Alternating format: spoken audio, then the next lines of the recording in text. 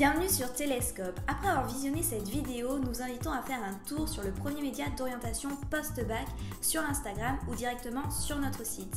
Vous pouvez également télécharger nos fiches de révision gratuites en lien dans la description pour vous aider dans vos révisions.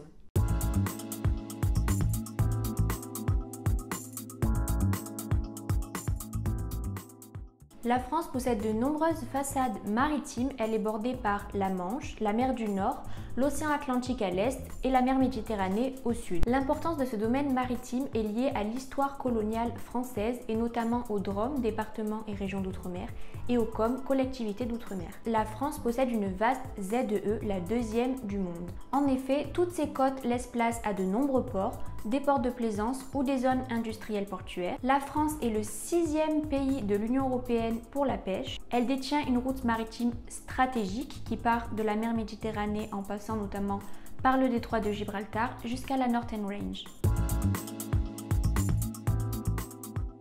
La France est présente dans le monde entier militairement et son secteur de prédilection est surtout la mer. Elle est le seul pays à posséder un porte-avions nucléaire, donc le Charles de Gaulle, avec les États-Unis. Elle possède également plusieurs sous-marins atomiques et dispose de plusieurs bases militaires dans le monde. Les forces navales françaises assurent la sécurité en surveillant le domaine maritime et ses ressources. Elle sécurise également les routes maritimes vitales à son économie ainsi que ses ports. Économiquement, les activités liées à la mer représentent 14% du PIB français. Parmi les secteurs les plus importants, on retrouve le tourisme balnéaire, la pêche, les activités navales ou encore l'industrie nautique. Bien que l'Asie soit imbattable dans le domaine de la construction navale, certains chantiers restent compétitifs comme celui de Saint-Nazaire qui est un chantier de navires de croisière. Même s'il ne rivalise pas avec les concurrents d'Europe ou d'Asie, la France est dotée de 11 grands ports comme celui de Marseille ou du Havre. En effet, la France possède quelques grands ports comme Marseille ou Le Havre, mais qui restent loin derrière les premiers ports mondiaux. Cela est dû à une situation géographique moins favorable que les grands ports. Pour les rendre plus attractifs et plus compétitifs, les ports français ont été repensés et désormais ils fonctionnent comme les principaux ports européens.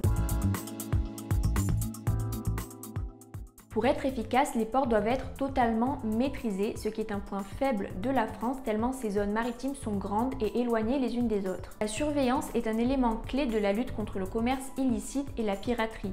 Elle permet également de surveiller les flux de migrants et les zones de pêche. Cependant, la France a un réseau de surveillance bien trop faible comparé à la taille de ses espaces maritimes. Enfin, la France progresse dans la surveillance et la protection de ses espaces maritimes, bien qu'elle ait pris du retard par rapport à certains pays. Elle a créé des espaces protégés autour de Mayotte, du golfe du Lion ou de la mer d'Opale par exemple. Malheureusement, beaucoup s'accordent à dire qu'elle n'a pas encore assez d'espaces marins protégés.